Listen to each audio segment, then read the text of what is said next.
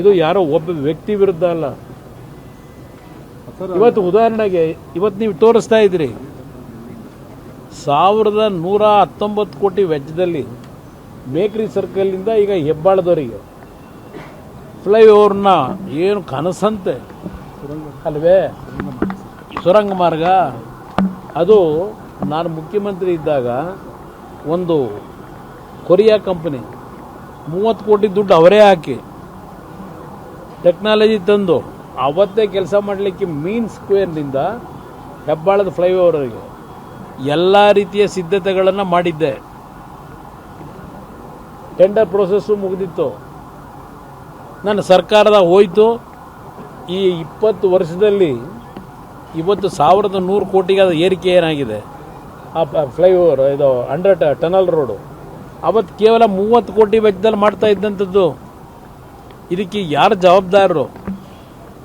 ನಾಡಿನ ಬೆಂಗಳೂರು ನಗರದಲ್ಲಿ ವಾಸ ಮಾಡ್ತಕ್ಕಂಥ ಜನರ ತೆರಿಗೆ ದುಡ್ಡು ಇವತ್ತು ಯಾವ ರೀತಿ ಸರಿಯಾದ ಸಂದರ್ಭದಲ್ಲಿ ಸರಿಯಾದ ಕ್ರಮ ತೆಗೆದುಕೊಳ್ಳದೆ ಈ ಪರಿಸ್ಥಿತಿ ದೂಡಿದ್ದೀರಿ. ಇವತ್ತು ಆ ಟನಲ್ ರೋಡು ಅಲ್ಲಿ ಏನೇನಿದೆ ಹೇಳ್ತೀನಿ ಆಮೇಲೆ. ನಾನು ವ್ಯಕ್ತಿ ಬಗ್ಗೆ ಹೇಳಲ್ಲ, ಕೆಲಸ ಮಾಡೋದಕ್ಕೆ ನಮ್ಮ ಸಂಪೂರ್ಣ ಸಹಕಾರ ಇದೆ. ನಾಡಿನಲ್ಲಿ ಅಭಿವೃದ್ಧಿಯನ್ನು ಪ್ರಾಮಾಣಿಕವಾಗಿ ಗುಣಾತ್ಮಕವಾಗಿ ರೈತರ ನಾಡಿನ ಜನತೆಯ ತೆರಿಗೆ ಹಣ ಏನಿದೆ ಸರಿಯಾದ ರೀತಿ ಬಳಕೆ ಮಾಡ್ಕೊಳ್ಳೋದಕ್ಕೆ ಇವತ್ತು ಸರ್ಕಾರ ಹೊರಟ್ರೆ ಸಂಪೂರ್ಣವಾದ ಬೆಂಬಲ ಇವತ್ತು ಇದೆ. ಸಿಎಂ ಹೇಳಿದ್ದಾರೆ ಅಕ್ಬರ್ ಬೀರ್ಬಲ್ ಕತೆ ಹೇಳಿ ಅಭಿವೃದ್ಧಿ ಮಾಡಕ್ ಬರ್ತಾ ಇಲ್ಲ ಮುಖ್ಯಮಂತ್ರಿ ಆಗಿರೋದನ್ನ ಸಹಿಸದಲ್ಲೇ ಜನ ಕೈ ಇಸ್ಕೊಳ್ತಿದ್ದಾರೆ.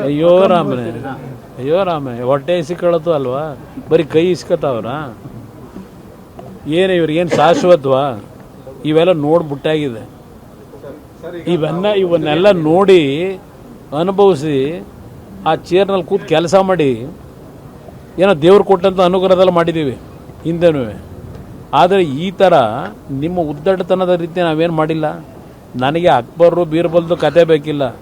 ಇವತ್ತು ರಾಜ್ಯದ ಜನತೆ ಕತೆ ಏನು ಅಂತ ಹೇಳಿ, ರಾಜ್ಯದ ಜನತೆ ಕತೆ ಹೇಳಿದ್ರೆ ಒಪ್ಕೋತೀನಪ್ಪ. ಇವತ್ತು ಬೆಳಗ್ಗೆ ಪತ್ರಿಕೆ ತೆಗೆದ್ರೆ 3 ಜನ ಆತ್ಮಹತ್ಯೆ ಮಾಡ್ಕೊಂಡವ್ರು ರೈತರು ಸಾಗರದಲ್ಲಿ ಮತ್ತು ಇನ್ಯಾವುದೋ 2 ಪ್ರದೇಶದಲ್ಲಿ 3 ಜನ ರೈತರು ಆತ್ಮಹತ್ಯೆ ಮಾಡ್ಕೊಂಡವ್ರೆ.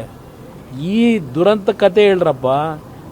ನಿಮ್ಮ ಅಕ್ಬರ್ದು ಅವನ್ಯಾರು ಬೀರ್ಬಲ್ ಕಟ್ಕೊಂಡು ನನಗಾಗಬೇಕಾಗಿರೋದೇನೋ. ಇವತ್ತು ಬದುಕ್ತಾ ಇರೋ ಈ ಜನರ ಕತೆ ಹೇಳಿದ್ರೆ ಕೇಳ್ಬೋದಪ್ಪ. ಆದರೆ ಒಂದು ನಿಮಗೆ